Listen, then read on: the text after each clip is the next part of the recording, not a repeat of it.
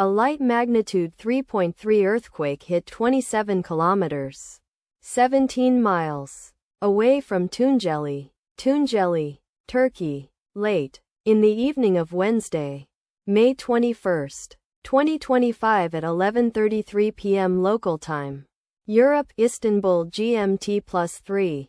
The quake had a very shallow depth of 7 kilometers, 4.3 miles, and was reported felt by some people near the epicenter. First to report, volcano discovery after 13 minutes. The earthquake occurred 6 weeks after a magnitude 4.1 earthquake had hit on Wednesday, April 9, 2025, at 6:09 a.m. local time. Europe, Istanbul GMT +3. In 97 kilometers, 60 miles, distance to the north. Data source from volcano discovery. Did you feel it? Let us pray. May the earthquake that occurred not affect our brothers and sisters there. May the earthquake not happen again. And may God protect everyone. Amen.